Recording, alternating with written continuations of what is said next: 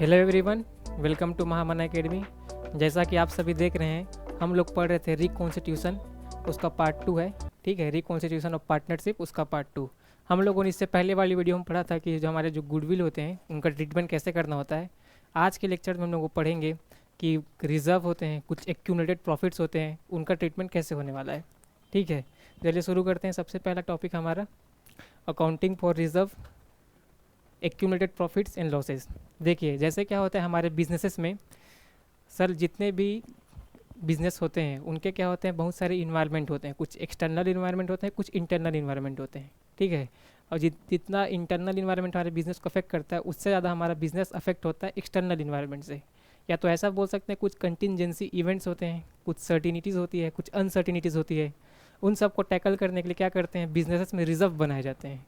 तो जितने बिजनेस में रिजर्व बनते हैं वो प्रॉफिट से बनाए जाते हैं। ठीक है, आप लोगों ने पढ़ा होगा 11th में कि रिजर्व क्या होता है। सर रिजर्व होता है जो हम लोग सर्टेन इवेंट जो होता है, अनसर्टेन इवेंट होता है, उसके लिए हम लोग रिजर्व बनाते हैं। और प्रोविज़न बनाते हैं कुछ हमारे सर्टेन इवेंट, जैसे हम लोग बनाते थे प्रोविज़न फॉर डाउटफुल डेट बनाते थे। ठीक है, provision for bad and doubtful debt बनाते थे। जो हमारा बैड डेट क्या है, बैड डेट हमें पता होता है कोई डेटर होगा। ठीक है, कोई डेटर पेमेंट नहीं कर पाएगा तो हम लोग उसको बैड डेट बोलेंगे। उस बैड डेट के लिए क्या बनाते थे, प्रोविज़न बनाते थे। और जो हमारे जो रिजर्व्स होते हैं क्या होते हैं, रिजर्व जो होते हैं अनकंटिजेंट होते हैं। अनकंटिजेंट मतलब जैसे कि मान लीजिए कोई अर्थक्वेक आ गया बिजनेस में। ठीक है, कोई अनसर्टेन इवेंट हो गई। ठीक है, जैसे कोविड आया था, कोविड अनसर्टेन इवेंट था। ठीक है, तो उसके लिए क्या बनाते हैं, जो हमारे जितने भी, अगर कोविड आ गया तो बिजनेस को प्रॉब्लम तो होगी, तो उस प्रॉब्लम से टैकल करने के लिए हम लोग क्या करते हैं, प्रॉफिट में से कुछ हिस्सा बाहर निकाल लेते हैं और रिजर्व बनाते हैं। ठीक, उसी को हम लोग बोलते हैं रिजर्व। तो रिजर्व का कैसा ट्रीटमेंट होने वाला है आज पढ़ेंगे। ठीक है, और पढ़ने वाले हैं एक्यूमुलेटेड प्रॉफिट्स और लॉसेस के। Accumulated profits and losses simply आपके क्या होते हैं, रिजर्व एंड सरप्लस में जो आप प्रॉफिट अर्न किए होते हो, या सीधा सीधा बोले उसको रिटेन अर्निंग के रूप में। तो रिटेन अर्निंग जो होता है, ठीक है, तो अर्निंग है प्रॉफिट्स है तो प्रॉफिट बोलेंगे। कभी कभी लॉस भी होते हैं बिजनेसेस को। अगर मान लीजिए कंटिन्यूअर्स बिजनेसेस क्या कर रहे हैं, अगर लॉस अर्न कर रहे हैं तो वहाँ पर लॉस शो करेगा। ठीक है, तो सबसे पहले देखने वाले हैं इनका ट्रीटमेंट कैसे होता है। तो देखिए, जब पार्टनरशिप में अग्रीमेंट चेंज होता है, जब पार्टनरशिप में अग्रीमेंट चेंज होता है, change in profit sharing ratio होता है, तो जितने भी रिजर्व्स हैं, एक्यूमुलेटेड प्रॉफिट्स हैं और लॉसेज जो एग्जिस्ट कर रहे हैं बुक्स ऑफ द फर्म पे, ठीक है, उनको क्या करते हैं, पार्टनर्स को क्या करेंगे, ट्रांसफ़र करेंगे। उसको पार्टनर्स को क्या करेंगे, ट्रांसफ़र करेंगे उनके कैपिटल अकाउंट में, और ट्रांसफ़र करेंगे ओल्ड प्रॉफिट शेयरिंग रेशियो में। अब मैं यहाँ आपको बताने जा रहा हूँ, हम लोग अकाउंटेंसी में जब पार्टनरशिप पढ़ते हैं तो यहाँ पढ़ते हैं गोल्डन रूल।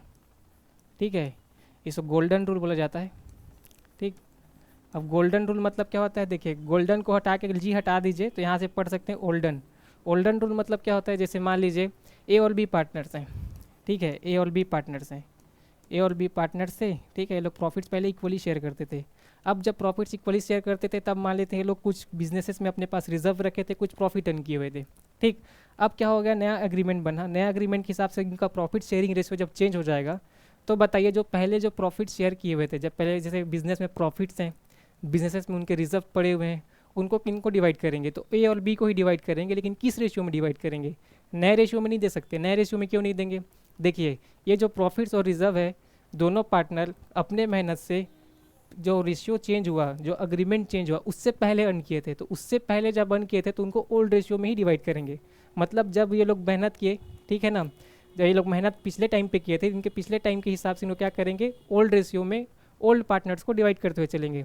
क्या होता है, जो गोल्डन रूल है आपके अकाउंट्स में, जितने भी आप पार्टनरशिप अगर सीरीज़ में भी पढ़ने वाले हैं, सब जगह अप्लाई होगा। ठीक है, ओल्ड पार्टनर को ओल्ड रेशियो में डिवाइड करते हैं। जैसे मान लेते हैं पार्टनरशिप में एक नया पार्टनर एडमिट होता है, मान लें सी एडमिट होते हैं। ठीक है ना, अब जब सी एडमिट हुआ, ठीक है, और मान लेते हैं बिजनेस में हमारा 50,000 प्रॉफिट है।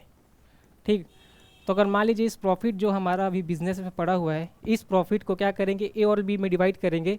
क्या सी को भी देंगे, तो सी को नहीं देंगे। क्यों नहीं देंगे, सी तो भैया अभी आया है।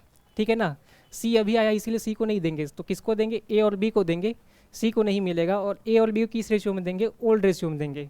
तो ओल्ड पार्टनर्स को देंगे, ओल्ड रेशियो में देंगे, इसीलिए इसको बोलते हैं गोल्डन रूल। या इसको गोल्डन को अगर जी हटा देंगे तो ओल्डन रूल होता है, इसीलिए हम लोग इसको ऐसे याद करते हैं कि ओल्ड पार्टनर्स को ओल्ड रेशियो में देना है। इसीलिए यहाँ पे लिखा है जितने भी रिजर्व्स हैं, जितने भी एक्यूमुलेटेड प्रॉफिट्स हैं, जितने भी लॉसेस हैं जो एग्जिस्ट करते हैं बुक्स ऑफ द फर्म में, उसको पार्टनर्स को देना है। ठीक है, ओल्ड प्रॉफिट शेयरिंग रेशियो में डिवाइड करना है।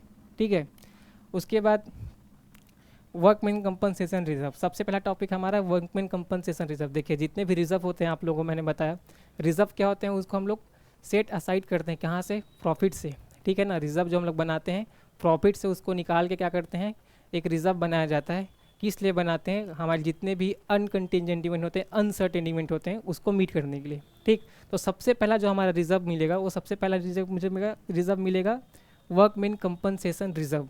वर्कमैन कंपनसेशन रिज़र्व क्या होता है, देखिए जैसे हमारे बिजनेसेस में बहुत सारे क्या होते हैं, सारे डैमेज होते रहते हैं, ठीक है। कभी मशीन ब्रेक डाउन हो जाता है, ठीक, या कभी कभी कुछ ऐसा एक्सीडेंट हो जाता है जिससे क्या होते हैं, जो हमारे वर्कर्स हैं, जो हमारे इम्प्लॉयज़ हैं, उनको हार्म होता है, ठीक है। तो उस वर्कर और इम्प्लॉय को कंपनसेट करने के लिए, उनको कंपनसेशन पेमेंट करने के लिए क्या करते हैं, एक रिज़र्व बनाते हैं जिसको बोलते हैं वर्कमैन कंपनसेशन रिज़र्व। जैसे आप लोग देखे होंगे, जैसे कि मान लीजिए बाढ़ आ जाता है, ठीक है। जैसे कोविड में क्या हुआ, कोविड में बहुत सारे फैमिलीज़ लोगों को, जो लोग अपने क्या बोलते हैं, जो जिन्होंने अपने माता पिता खोया था, उनको गवर्नमेंट क्या करती है, गवर्नमेंट कुछ कंपनसेशन अमाउंट पे करती है, ठीक है। वैसे ही जब हमारे इम्प्लॉयज़ को ऑर्गेनाइजेशन में जब वो लोग काम करते करते अगर ऑर्गेनाइजेशन के कुछ अनकंटिजेंट एक्सीडेंट से, ठीक है ना, अगर उनको लॉस होता है तो उनको कंपनसेशन पे करने के लिए हम लोग क्या करेंगे, एक रिज़र्व बनाएंगे जिसको बोलते हैं वर्कमैन कंपनसेशन रिज़र्व। अब वर्कमैन कंपनसेशन रिज़र्व अब कब अराइज होगा, ये तो अनसर्टेन इवेंट है ना, ठीक है। ये अराइज हो भी सकता है, या अराइज हो भी नहीं सकता। जैसे मान लीजिए हो सकता है आपकी बिजनेस में 10 साल चल रहे हैं, ठीक है, आपका पार्टनरशिप 10 साल से चल रहा है, एक भी एक्सीडेंट नहीं हुआ, तो ये जो वर्कमैन कंपनसेशन रिज़र्व है उसका यूज़ ही नहीं होगा। लेकिन ये भी हो सकता है कि कुछ एक्सीडेंट्स हो भी जाएँ तो उसका यूज़ भी होगा, ठीक है। तो हम लोग देखते हैं वर्कमैन कंपनसेशन रिज़र्व, ठीक है। तो वर्कमैन जो कंपनसेशन रिज़र्व है, ठीक, क्या हो सकता है, no liability against the reserve, ठीक है। जैसे मान लो आप लोगों को बताया कि हो सकता है आपका बिजनेस बहुत टाइम से रन कर रहा है लेकिन कोई सा भी एक्सीडेंट नहीं हुआ, तो इसके लिए आपको कोई भी लिएबिलिटी या कंपनसेशन पे करने की ज़रूरत नहीं पड़ी, ठीक है। या हो सकता है आपको कंपनसेशन पे करने की ज़रूरत पड़ेगी, ठीक। अब क्या होता है, रिज़र्व क्यों बनाए जाते हैं, रिज़र्व बनाए इसलिए जाते हैं ताकि हम लोग क्या कर सकते हैं, कुछ अचानक से अगर हमारे पास अगर कोई लॉस आ जाता है, ठीक है, या कुछ फाइनेंशियल नीड आती है तो उसको हम लोग मीट कर पाएँ। अगर जैसे मान लीजिए अगर बीच में अगर कहीं पे भी नीड आती है तो कैश इतना हमारे पास होता ही नहीं बिजनेस में कि हम लोग उसको तुरंत कैश से हैंडल कर सकते हैं, इसीलिए रिज़र्व बनाते हैं ताकि कैश ना यूज़ करके हम लोग उस रिज़र्व को पहले से यूज़ कर सकते हैं। आप लोगों ने पढ़ा होगा 11th में प्रूडेंस कॉन्सेप्ट। प्रूडेंस कॉन्सेप्ट बोलता था do not anticipate profit but provide for all possible losses. आपको प्रॉफिट पे जितना ध्यान नहीं देना है, आपको क्या करना है, लॉसेस पे ज़्यादा ध्यान देना है। लॉसेस के लिए पहले से आपको रेडी रह के चलना है। तो ठीक है ना, लॉस तो भी हुआ नहीं है लेकिन उसके लिए पहले से रिज़र्व बना लिए, ठीक। तो देखिए अगर लिएबिलिटी अराइज नहीं होती, ठीक है, अगर हम लोग कोई सभी कंपनसेशन वर्कर को पेमेंट नहीं करना पड़ेगा, तब क्या होगा, या तो वर्कर को पेमेंट करना पड़ सकता है। अगर वर्कर को पेमेंट करना नहीं पड़ा, मान लेते हैं हमारे पास 2 लाख रुपए का हम लोग क्या बनाए थे, रिज़र्व बना के रखे थे, ठीक है। अगर इसके अगेंस्ट अगर कोई लिएबिलिटी है, ठीक है, तब हमारे पास 3 सिचुएशन बनेंगी। अगर इसके अगेंस्ट लिएबिलिटी नहीं है तो हम लोग क्या करेंगे, अगले पेज में पढ़ते हैं, ठीक है ना। देखिए सिंपल से देखिए, अगर मैंने आप लोगों को बताया सबसे पहले कि अगर मान लीजिए आपके पास लिएबिलिटी अराइज नहीं होती, तो लिएबिलिटी अराइज नहीं होती, ठीक है। अगर लिएबिलिटी अराइज ही नहीं हुई तो जितना हमारा रिज़र्व था उसको हम लोग क्या करेंगे, ओल्ड पार्टनर्स को ओल्ड रेशियो में डिवाइड कर देंगे, क्योंकि रिज़र्व क्या है, प्रॉफिट से बनाया गया है, और प्रॉफिट क्या है, पार्टनर्स की मेहनत की कमाई है। तो उसी पार्टनर्स को मिलना चाहिए जिसने उसको मेहनत से कमाया है, और किस रेशियो में देंगे, तो ओल्ड रेशियो में देंगे, ठीक है। तो देखिए सबसे पहला वाला यही बोलता है, अगर कोई सा भी क्लेम नहीं है तो क्या करेंगे, जितना भी रिजर्व है उसको क्या करेंगे, पार्टनर्स के कैपिटल अकाउंट में ट्रांसफ़र करेंगे। वो यहाँ पे लिखा है ओल्ड पार्टनर्स, ठीक है, पुराने पार्टनर्स, ठीक है, उसके कैपिटल अकाउंट में क्या करेंगे, ट्रांसफ़र कर देंगे। अब सिंपल सी बात है कि सर यहाँ का जनरल एंट्री कैसे बना, देखिए रिजर्व क्या होती है, लिएबिलिटी होती है। अब लिएबिलिटी को ख़त्म करने के लिए क्या करेंगे, ठीक है, रिजर्व लिएबिलिटी होती है, मतलब लिएबिलिटी साइड लिखा जाता है, ठीक है, रिजर्व लिएबिलिटी साइड लिखा जाता है। अब रिजर्व सर लिएबिलिटी साइड लिखा जा रहा है, इसको हम लोग राइट ऑफ करने के लिए, ख़त्म करने के लिए क्या करेंगे, इसको डेबिट करेंगे, ठीक है। और इसका जो प्रॉफिट का जो शेयर है, रिजर्व का जो अमाउंट है, उसको क्या करेंगे, पार्टनर्स को डिस्ट्रीब्यूट करेंगे। अब पार्टनर को डिस्ट्रीब्यूट करेंगे तो उनको क्या होगा, कैश, या उनके पास क्या बोलते हैं, ये कुछ पैसे आएंगे, तो पैसे आएंगे इसका मतलब कैपिटल अकाउंट बढ़ेगा। कैपिटल अकाउंट बढ़ना मतलब कैपिटल बढ़ना मतलब उसको क्रेडिट करते हुए चलेंगे, ठीक है। एक क्वेश्चन भी करके दिखाऊंगा ताकि आपको ज़्यादा क्लियर समझ आए, ठीक। उसके बाद देखिए सबसे पहला वाला समझ गए होंगे आप लोग। उसके बाद सेकंड सिचुएशन जो हम लोग पढ़ेंगे, अगर सर कंपनसेशन है, ठीक है, कंपनसेशन है तो उस केस में क्या होता है, देखिए अगर कंपनसेशन आपको देना पड़ेगा तो क्या करना पड़ेगा, हो सकता है आपको क्लेम क्या हो सकता है, लोअर में मिल सकता है, क्लेम आपको ज़्यादा भी आ सकता है, क्लेम आपको इक्वल भी आ सकता है, ठीक है। जैसे मान लीजिए फॉर एग्जांपल, यहाँ पे एग्जांपल के लिए मैं क्वेश्चन कराऊंगा आप लोगों को, ठीक है। पहले देख लेते हैं इसका जनरल एंट्री कैसे बनेगा, ठीक। जनरल एंट्री पहले साथ साथ क्वेश्चन करते हुए चलते हैं। देखिए जनरल एंट्री ऐसे ही पढ़ाऊंगा समझ आपको आएगा नहीं, ठीक है। क्वेश्चन भी साथ साथ करते चलेंगे, जनरल एंट्री भी साथ साथ समझते हुए चलेंगे। देखिए सबसे पहला सिनेरियो क्या बोल रहा है, हम लोग पास वर्कमैन कंपनसेशन रिजर्व है कितने रुपए का, 1.5 लाख रुपए का। यहाँ तक की बात समझ आ गई, ठीक है। उससे पहले देख लेते हैं ए और बी पार्टनर्स हैं हमारे, प्रॉफिट शेयरिंग रेशियो कितना है, 2:1 है, ठीक है। अब इनके बीच में नया एग्रीमेंट बना, अब ये लोग एग्रीमेंट चेंज कर रहे हैं तो हम लोग क्या करना पड़ेगा सर, जो रिजर्व है उसको हम लोग को डिवाइड करना पड़ेगा पार्टनर्स को, ठीक। या रिजर्व के अगेंस्ट कोई क्लेम आएगा उसको सेटल करना पड़ेगा। तो सबसे पहला केस बोल रहा है, सबसे पहला केस बोल रहा है देयर इज़ नो क्लेम, ठीक है। अब आपके पास कोई क्लेम ही नहीं है, मतलब ये रिजर्व का कुछ यूज़ ही नहीं हुआ। अब इस रिजर्व का यूज़ नहीं हुआ, इसका मतलब ये जो 1.5 लाख रुपये अब बचा है, अब 1.5 लाख प्रॉफिट में ही से ही निकाले थे। अब इस प्रॉफिट को क्या करेंगे, वापस पार्टनर्स को डिस्ट्रीब्यूट करेंगे। कैसे डिस्ट्रीब्यूट करेंगे, ओल्ड पार्टनर्स ओल्ड रेशियो में, ठीक है। तो यहाँ कितना है, 1.5 लाख रुपये है, तो 1.5 लाख का निकाल दीजिए आप लोग। ए कितना ले जाएगा, ए ले जाएगा 1.5 लाख का, सिंपल मैथमेटिक्स, 2/3 ले जाएगा, ठीक है। इसका मतलब 1 लाख रुपये ए को मिल जाएगा, ठीक है। और बी कितना लेके चले जाएगा भैया, बी हमारा लेके जाएगा 1.5 लाख का 1/3, इसका मतलब डी लेके जाएगा 50,000 रुपये, ठीक। अब देखिए अगर क्लेम नहीं तो डी ए और बी को क्या करेंगे, मार देंगे। तो सिंपल से यहाँ पे हो जाएगा, जैसे यहाँ पे जनरल एंट्री आप लोग देख रहे थे, ठीक है। तो यहाँ पे अमाउंट में क्या डालूँ, वर्कमैन कंपनसेशन रिजर्व कितना है, वर्कमैन कंपनसेशन रिजर्व मेरे पास कितना है, 1.5 लाख रुपये का, ठीक है। उसके बाद पार्टनर्स को देना है, ठीक है। तो यहाँ पे मेरे पास कितने पार्टनर्स है, ए है और बी है, तो ए कैपिटल हो जाएगा पहली बात तो, ठीक है। और बी कैपिटल को भी मिलेगा, ठीक है। ए को कितना मिला, ए को मिल गया 1 लाख रुपये, ठीक है। इसको मिल गया कितना, 50,000 रुपया, ठीक। तो सिंपल सा मैथमेटिक्स था, ठीक। अब देखिए, अब देखिए अगला अगला क्लेम, अगला बोल रहा है भैया when claim on account of workman compensation reserve is 90,000, ठीक है। देखिए क्लेम जो है कितना है, 90,000 का है, ठीक है। मतलब 1.5 लाख रुपए का रिजर्व बना है, ठीक। और साथ में हमारा क्लेम कितना है, 90,000 का क्लेम आया है। तो सबसे पहले क्या करेंगे, क्लेम पे करेंगे, ठीक है ना। क्लेम पे करेंगे मतलब 1.5 लाख में से 90,000 हम लोग क्लेम पे कर देंगे, बचा कितना, 60,000 रुपये।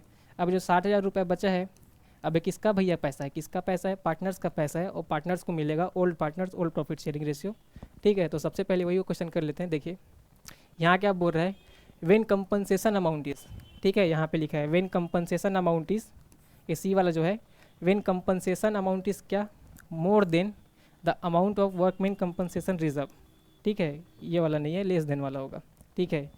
ये वाला नहीं है तो मोर देन का सिचुएशन आ गया, ठीक। देखिए यहाँ पे लिखा है वेन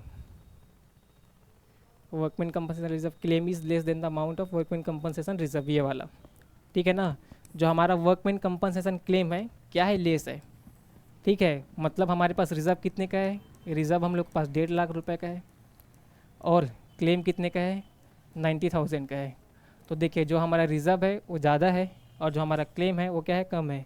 तो क्या करेंगे, सबसे पहले वर्कमैन कंपनसेशन रिजर्व अकाउंट क्या हो जाएगा, डेबिट हो जाएगा। कितने रुपए से हो जाएगा, 1.5 लाख रुपए से। सर क्यों कर रहे हैं, राइट ऑफ करना पड़ेगा क्योंकि एग्रीमेंट चेंज हो गया, ठीक है। अब बचा कितना, टू वर्कमैन कंपनसेशन क्लेम, इस रिजर्व के अगेंस्ट क्लेम कितना आया, 90,000 रुपये का क्लेम आया, तो 90,000 यहाँ पे क्लेम चले जाएगा। अब बचा कितना, अब बचा है कितना रुपए, 60,000 रुपये। अब सिंपल सा पता है 60,000 रुपये बचा है, प्रॉफिट शेयरिंग रेशियो कितना है देख लीजिए, ठीक है। देखिए 60,000 रुपये बचा, ठीक है। तो ए को कितना मिलेगा, बी को कितना मिलेगा, ए केस 1 में मिल रहा था, ए केस 2 में मिल रहा है, ठीक है। ए बी को कितना मिलेगा, 60,000 का मतलब 60,000 का 2/3, इसका मतलब ये हो गया 40,000 ये लेके जाएगा और 20,000 रुपये इसको मिलेगा, ठीक। देखिए 40,000 ए को मिल जाएगा तो यहीं पे लिख देते हैं, मान लीजिए ए और बी हैं, ठीक है। ए और बी है तो ए को मिल जाएगा कितना, 40,000 रुपये और बी को मिल जाएगा कितना, 20,000 रुपये। तो ये आपका क्या है, वर्कमैन कंपनसेशन रिजर्व ऐसे आप डिस्ट्रीब्यूट कर सकते हैं, ठीक है। प्रॉब्लम कहाँ पे नहीं है, देखिए यहाँ पे तो कोई क्लेम एग्जिस्ट करता ही नहीं है तो सीधा सीधा बांट दो, यहाँ पे तो कोई प्रॉब्लम नहीं है, ठीक है। दूसरा सिचुएशन देखें कि हम लोग क्लेम तो है, ठीक है, लेकिन क्या है, रिजर्व से कम है। रिजर्व से कम है तो क्या कर देंगे, जितना क्लेम है उतना सेटल कर दो, बाकी पैसा क्या करो, पार्टनर्स में डिस्ट्रीब्यूट कर दो, ठीक है। अब एक और केस बनता है, ठीक। एक और केस क्या बोल रहा है, देखिए एक और केस बोल रहा है when claim of an account workman compensation reserve is 1.5 lakh, ठीक है, मतलब जितने का रिजर्व बनाए थे उतने का ही क्लेम आ गया। इसमें भी सर कोई प्रॉब्लम नहीं होगा, जितने का रिजर्व उतना क्लेम है, मतलब क्लेम को पे ऑफ करो, आगे बढ़ो। ठीक है, तो यहाँ पे देखिए जितने का रिजर्व है उतने का क्या है हमारे पास क्लेम है। इक्वल वाला कहाँ चले गया, इक्वल वाला अगले पेज पे होगा। ठीक है, इक्वल वाला नहीं लिखा है, चलिए इक्वल वाला यहीं पे नहीं है तो यहीं पे लिख देते हैं इक्वल वाले को। ठीक है, इक्वल वाला सेम सिचुएशन बनेगा। इक्वल है इसका मतलब क्या, वर्कमैन कंपनसेशन। ठीक है, इसका एंट्री यहाँ लिख देते हैं, यहाँ। ठीक है, इसका एंट्री यहाँ लिख देते हैं। ठीक, तीसरा एंट्री यहाँ लिख देते हैं यहाँ पे। इसका एंट्री क्या हो जाएगा, अगर इक्वल है तो क्या करेंगे, वर्कमैन को हम लोग क्या कर देंगे, क्रेडिट कर देंगे, वर्कमैन कंपनसेशन रिजर्व। कितने रुपए का है, ये 1.5 लाख रुपए का है, तो यहाँ पे 1.5 लाख रुपए यहाँ पे क्या हो जाएगा, डेबिट हो जाएगा। टू क्या करेंगे, वर्कमैन कंपनसेशन क्लेम। ठीक है, जितना का क्लेम आया था उतना ही था, इसीलिए इसको क्या कर देंगे, डिवाइड कर देंगे। ठीक है, मतलब क्लेम को पे कर देंगे, और क्लेम पे करने के बाद कुछ पैसा बचा नहीं। ठीक है, पूरा 1.5 लाख का 1.5 लाख यूटिलाइज हो गया। ठीक, अगला केस क्या है, अगला केस यहाँ पे डिफ़िकल्ट है। ठीक है, अगला केस में सब फंसेंगे। क्लेम कितने का है, 2,10,000 का। रिज़र्व कितने का है, 1,50,000 का। मतलब क्लेम ज़्यादा है, हमारे पास रिज़र्व उतना है नहीं। तो सर जितना भी डेफिशिएंसी है, ठीक है ना, जितना भी क्या है हमारे पास डेफिशिएंसी है, अब डेफिशिएंसी को हम लोग कैसे यूटिलाइज़ करेंगे, डेफिशिएंसी को कौन पे करेगा, तो जितना भी डेफिशिएंसी है ओल्ड पार्टनरशिप पे करेंगे, ओल्ड रेशियो में पे करेंगे। क्यों, क्योंकि सर ये जो क्लेम आया है, जब पार्टनर्स ऑपरेट करते थे 2 ही लोग, तब का क्लेम है। अग्रीमेंट अभी चेंज हुआ है, तो अग्रीमेंट चेंज होने से पहले जो उनका अग्रीमेंट था उसके हिसाब से क्या करेंगे, इसको पे ऑफ करेंगे। ठीक है, अब देखिए वर्कमैन कंपनसेशन रिजर्व कितने हमारे पास, ये तो 1.5 लाख का ही है। ठीक है, क्लेम कितने का है, अगर मैं क्लेम की बात करूँ तो क्लेम तो सर मेरा 2,10,000 रुपये का क्लेम आ गया है। ठीक है, अब इसका जो डेफिशिएंसी है उसको हम लोग कहाँ डालेंगे, रीवैल्यूएशन अकाउंट। ठीक है, रीवैल्यूएशन अकाउंट अगले लेक्चर्स में कवर करते हुए चलेंगे, क्योंकि रीवैल्यूएशन अकाउंट थोड़ा समझाने का पॉइंट है। आप लोग रीवैल्यूएशन अकाउंट मान के चलिए प्रॉफिट एंड लॉस अकाउंट जैसा है। ठीक है, जितना भी लॉस हो रहा है, एक्स्ट्रा लॉस, उसको हम लोग क्या करेंगे, रीवैल्यूएशन अकाउंट में शिफ्ट कर देंगे, रीवैल्यूएशन अकाउंट में डाल देंगे। रीवैल्यूएशन अकाउंट में डालने के बाद उसको क्या करेंगे, पार्टनर से हम लोग क्या करेंगे, पार्टनर से उन लोगों से डिफिशियंसी का भरपाई करा लेंगे। ठीक है, तो कितने का सर डिफिशियंसी हो रहा है, 60,000 का डिफिशियंसी हो रहा है। ठीक है, अभी 60,000 का डिफिशियंसी है। ठीक है, बिजनेस का है क्या, नहीं, वो किसका है, पार्टनर का है, तो वो लोग पार्टनर पे करेंगे। ठीक है, इसको मान लीजिए आप पीएल अकाउंट जैसा है।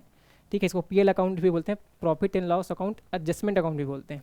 ठीक है, तो जो 60,000 रुपये बचा, एक्स्ट्रा जो 60,000 रुपये एक्स्ट्रा क्लेम देना है, कौन देंगे, पार्टनर्स देंगे। ठीक है, तो पार्टनर कौन है हमारे, ए हैं और बी हैं। ठीक है, 60,000 कैसे देंगे, ओल्ड रेशियो में। 60,000 कैसे पे करेंगे लोग, ओल्ड रेशियो। ओल्ड रेशियो मतलब 2:1, तो 2:1 में पे करेंगे। इसका मतलब इसका 40,000 रुपये ए पे करेगा, 20,000 रुपये बी पे करेगा।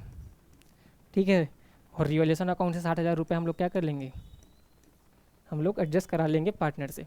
ठीक है, तो ये हो जाएगा आपका entry, general entry. Revaluation workman compensation account debit, ये मेन होगा, मैन हो गया, ये मेन होगा। Workman compensation account debit 1.5 lakh रुपये। रिवैल्यूएशन में लेके जाएंगे जो जितने का क्या है डिफिशियंसी है सर 60,000 रुपये का। ठीक है, क्लेम कितना है, 2,10,000 का। 2,10,000 में से 60,000 का डिफिशियंसी है, कौन पे ऑफ करेंगे, पार्टनर्स पे करेंगे, ए पे करेगा और बी कर पे करेगा। एक क्वेश्चन के हिसाब से, ठीक है ना, इस क्वेश्चन के हिसाब से ए और बी का करेंगे, कितने पे करेंगे, ओल्ड रेशियो में पे करेंगे, जो कितना उसका ओल्ड रेशियो कितना इन लोगों का 2:1 है। ठीक है, तो उम्मीद करता हूँ छोटा सा एग्जाम्पल के हिसाब से आप लोगों को समझ में आ गया होगा। ठीक है, अब वैसे ही हमारा एक और होता है रिजर्व, जिसका नाम है इन्वेस्टमेंट फ्लक्चुएशन रिजर्व। ठीक है, क्या होता है, जैसे देखिए बिजनेसेस इतना एक्स्ट्रा कैश होता है। ठीक है, उसको क्या करते हैं, किसी और कंपनीज़ में, ठीक है, या गोल्ड में, क्या कहीं भी बोल सकते हैं आप लोग, उसको इन्वेस्ट करते हैं। ठीक है, ताकि कैश यहाँ पे क्या होगा सर, जो कैश है वो क्या हो सके, इन्वेस्ट हो सके, उससे कुछ हमको रिटर्न मिल सके। ठीक है ना, तो क्या होता है, कभी कभी हम लोग इन्वेस्टमेंट तो करते हैं, लेकिन ज़रूरी नहीं कि हमारा जितना इन्वेस्टमेंट है, ठीक है ना, उससे ज़्यादा रिटर्न हो।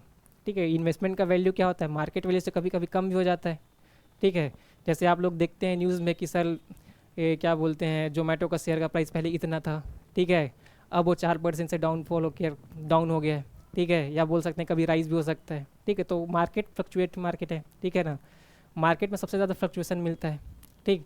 तो हम लोग का जो इन्वेस्टमेंट है उसका भी वैल्यू क्या हो सकता है, फ्लक्चुएट कर सकता है। ठीक, इसीलिए हम लोग बनाते हैं इन्वेस्टमेंट फ्लक्चुएशन रिजर्व।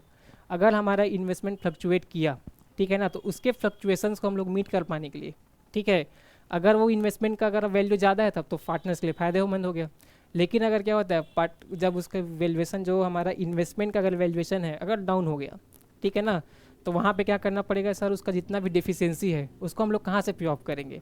ठीक है, जैसे मान लीजिए आप लोग 1 लाख रुपए का इन्वेस्ट किए थे, उसका मार्केट में वैल्यू सिर्फ कितना हो गया, सिर्फ 80,000 रुपये बचा है, तो सर जो 20,000 का जो डिफरेंस है, ठीक है ना, उसको कहाँ से मैनेज करेंगे। तो उसके लिए कुछ रिजर्व बना दीजिए ताकि आपके पास अगर कोई ऐसा होता है, कुछ ऐसा अनसर्टेनिटी इवेंट होती है, तो आप लोग उसको क्या कर सको, मीट कर सकें। ठीक है, तो देखिए इन्वेस्टमेंट फ्लक्चुएशन रिजर्व क्या होता है, रिजर्व बनाते हैं कहाँ से, आउट ऑफ प्रॉफिट को क्यों बनाते हैं, fall in the market value of investment. Market value of investment अगर डाउन हो जाएगा उसको मीट करने के लिए क्या करते हैं, रिजर्व बनाते हैं। ठीक है, इन्वेस्टमेंट फ्लक्चुएशन रिजर्व, इसमें क्या होता है, book value of investment is equal to market value of investment. ठीक है, ये सब मैं आपको पढ़ाते हुए चलूँगा। ठीक है ना, इन सब का जनरल एंट्री सीखते हुए चलेंगे। ठीक, जनरल एंट्री इसलिए सिखा रहा हूँ क्योंकि एग्जाम में आपके क्वेश्चंस आते हैं। ठीक है, एग्जाम में आपको क्या करना पड़ेगा, कैलकुलेट करना पड़ेगा। अब इतना फुल पेजेस क्वेश्चन जो हमारा होता है सीबीएसई में जैसे पूछते हैं, 4 मार्क्स का हो सकता है, 6 मार्क्स का हो सकता है, वैसे बोर्ड एग्जाम जैसे तो नहीं आता, लेकिन क्या होता है आपको कैलकुलेशन करके 1 एंट्री या 2 एंट्री पास करनी पड़ सकती है। ठीक है, या एंट्रीज वहाँ पे दी हुई होंगी आपके यहाँ। तो ऑब्जेक्टिव एग्जाम होता है, तो ऑब्जेक्टिव में क्या होता है, क्वेश्चन के ऑप्शन में दिया होगा, आपको सही ऑप्शन चुन के वहाँ पे करेक्ट करना होगा। ठीक है, लेकिन 1 एंट्री 2 एंट्री आपके एग्जाम में आती है।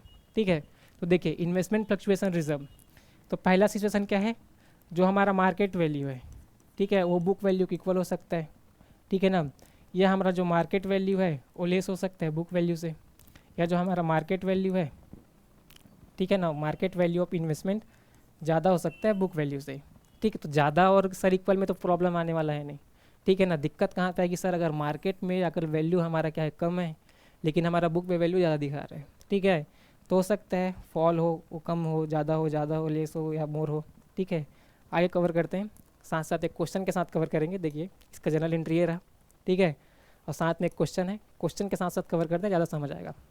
सबसे पहले क्या बोल रहा है, ABC पार्टनर हैं, पहले प्रॉफिट शेयर करते थे 432 पे। ठीक है, वो लोग डिसाइड किया कि हम लोग अग्रीमेंट चेंज करेंगे और फ्यूचर में प्रॉफिट डिवाइड करेंगे 234 से, मतलब उल्टा 432 थी अब 234 बोलेंगे भैया। ठीक है, अब देखिए इन्वेस्टमेंट फ्लक्चुएशन रिजर्व कितने का है, 18,000। इन्वेस्टमेंट का कॉस्ट कितना है, 2 लाख। ठीक है, मतलब हम लोग ये मान के चलते हैं, हम लोग का 2 लाख का इन्वेस्टमेंट है, हम लोग 2 लाख की इन्वेस्टमेंट के हिसाब से हम लोग ये मान के चल रहे हैं कि इन फ्यूचर इन्वेस्टमेंट का बुक वैल्यू, ठीक है ना, बुक में जो वैल्यू है वो मार्केट वैल्यू से डाउन हो सकता है। उस डाउनफॉल के लिए हम लोग क्या करेंगे, कुछ रिजर्व बना के चलेंगे। ठीक है, वो रिजर्व बनाए हम लोग 18,000 का, हम लोग ये मान के चल रहे हैं कि 18,000 तक डाउन हो सकता है, उसके हिसाब से रिजर्व बनाया गया।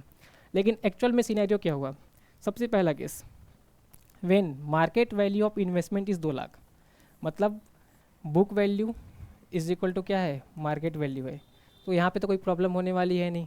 तो सर यहाँ पे इन्वेस्टमेंट का बुक वैल्यू, ठीक है, और इन्वेस्टमेंट का जो मार्केट वैल्यू है दोनों इक्वल है, रिजर्व का क्या काम।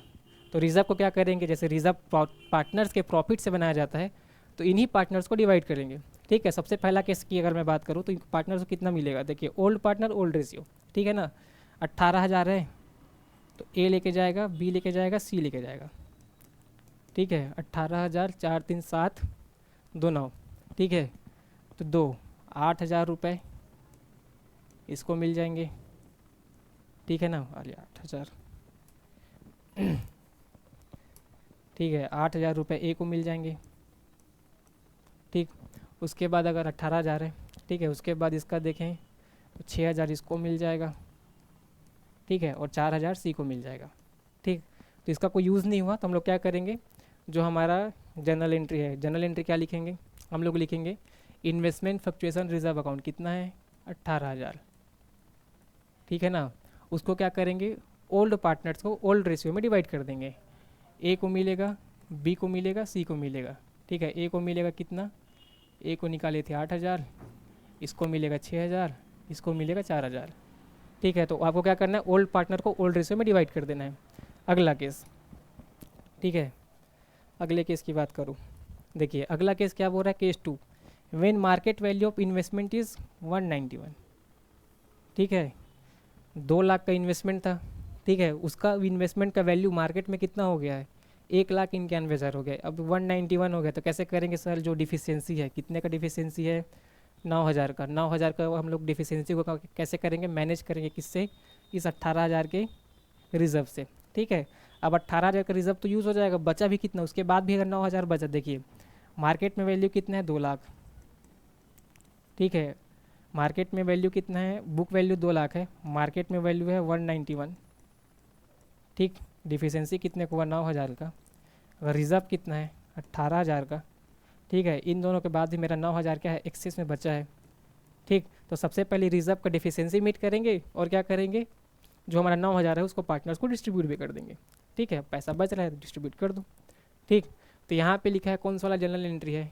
ठीक है, यहाँ पे देख लेते हैं, वो वाला जनरल एंट्री ये वाला है। ठीक है, when market value of investment is lower than the book value. ठीक है, मार्केट वैल्यू ऑफ इन्वेस्टमेंट क्या है, बुक वैल्यू से लोअर है, लेकिन क्या है, value of investment is less than the value of investment fluctuation reserve. मतलब इन्वेस्टमेंट का वैल्यू कितना है, 191 है, मतलब डिफिशियंसी 9,000 का हुआ है। ठीक है, लेकिन रिजर्व कितने का है, 18,000 का है। तो सिंपल सा इन्वेस्टमेंट फ्लक्चुएशन रिजर्व में 18,000 चले जाएगा। ठीक है, इन्वेस्टमेंट अकाउंट में कितना चले जाएगा, 9,000 इन्वेस्टमेंट का हम लोग क्या करेंगे, डिस्ट्रीब्यूट कर देंगे, मतलब उसका क्लेम सेटल कर देंगे। उसके बाद जो बचा 9,000 उसको पार्टनर्स में डिस्ट्रीब्यूट कर देंगे। कितना डिस्ट्रीब्यूट होगा, ए को मिलेगा, बी को मिलेगा, सी को मिलेगा। ठीक है, रेशियो कितना है, रेशियो है 4:3:2, मतलब इसको 4,000 दे देंगे। ठीक है, इसको 3,000 रुपये दे देंगे, इसके अकाउंट्स में 2,000 रुपये ट्रांसफ़र कर देंगे। ठीक है, तो पार्टनर्स कैपिटल अकाउंट में कितना चले जाएगा, ए के में 4,000, बी के में 3,000 और सी के में 2,000 रुपये। ठीक है, अब ये सिंपल केस था। अगला केस पे चलें। अगला केस बोल रहा है कि मार्केट वैल्यू ऑफ इन्वेस्टमेंट कितना है, मार्केट वैल्यू ऑफ इन्वेस्टमेंट कितना हो गया, 218। ठीक है ना, 2,18,000।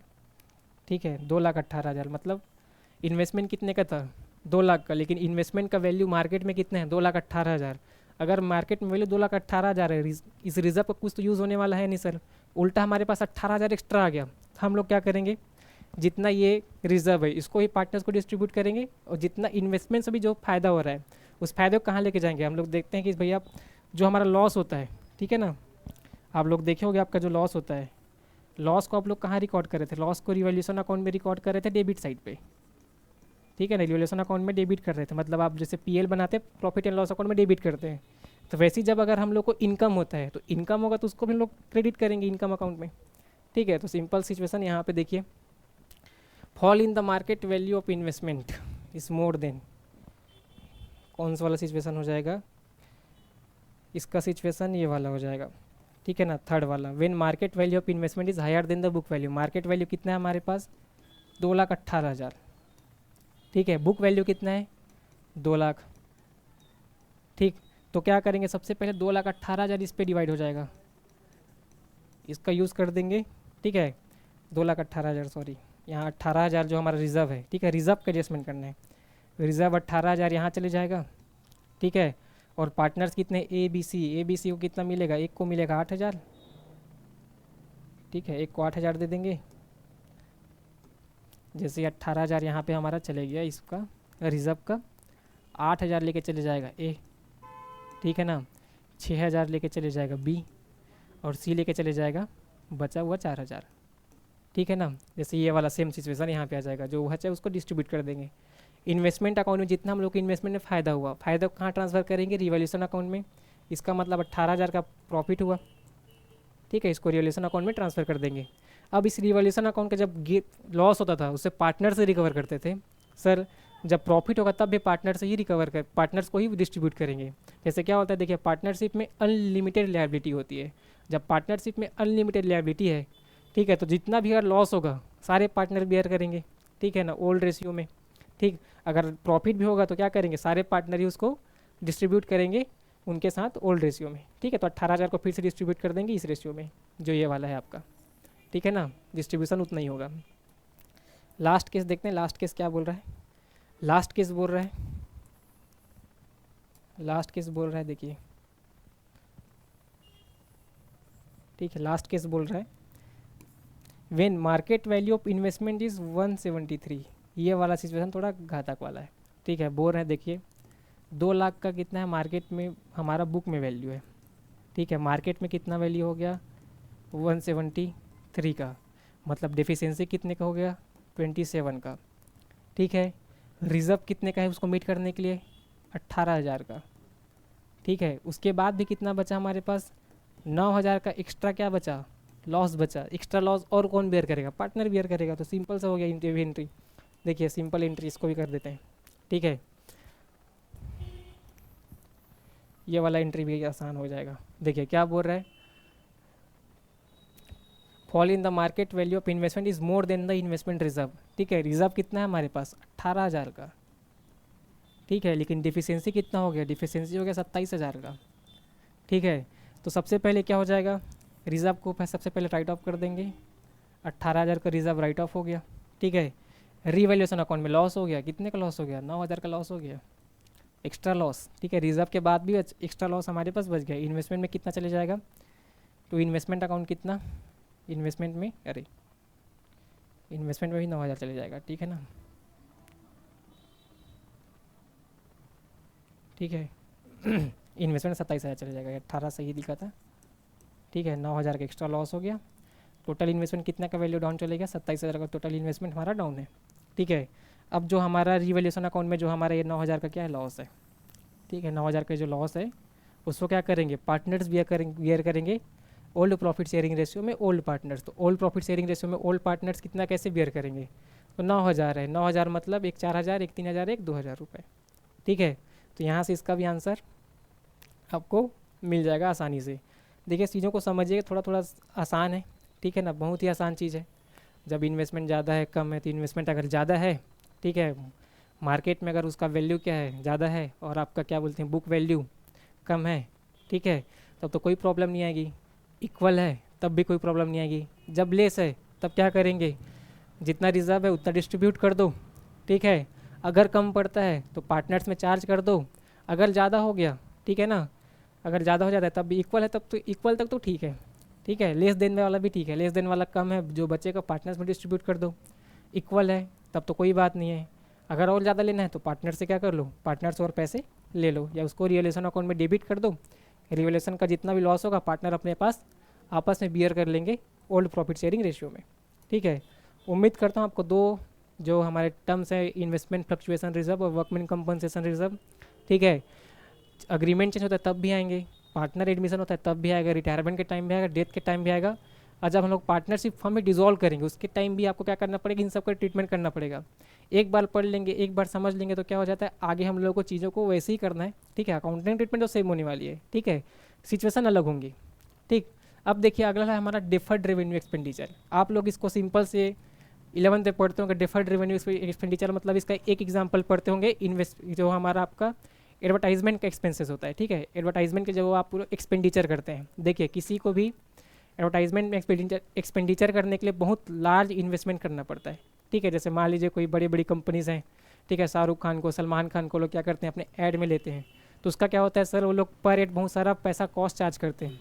ठीक है, लेकिन बिजनेस को क्या होता है, जो इन्वेस्टमेंट आज एडवर्टाइजमेंट में किया गया है उसका क्या होता है, उसका बेनिफिट होता है ओवर द ईयर्स मिलता है। तो हम लोग क्या बोलते हैं, ये जो रिजर्व है, ठीक है, जो हमारे ये रिजर्व बनाए हैं, जो एक्सपेंडिचर किए हैं, उसको हम लोग एसेट मान के चलते हैं। ठीक है, अब इसको जब हम लोग एसेट मान लिए हैं तो इसको हम लोग क्या करेंगे हर साल, ठीक है, हर साल इसको क्या करेंगे, थोड़े थोड़े पोर्शन पे इसको डिवाइड करते चलेंगे। ठीक, तो देखिए डिफर्ड रेवेन्यू एक्सपेंडिचर हमारा जिस सिंपल से बोल सकते हैं एडवर्टाइजमेंट के लिए एक्सपेंडिचर जो होता है। ठीक, अब जो एडवर्टाइजमेंट के लिए एक्सपेंडिचर तो था, लेकिन अगर हम मान लीजिए पार्टनरशिप अग्रीमेंट चेंज होने से पहले ही, ठीक है, इसका यूटिलाइजेशन अगर नहीं होता है तो क्या करेंगे, उसको पार्टनर्स को डिवाइड कर देंगे।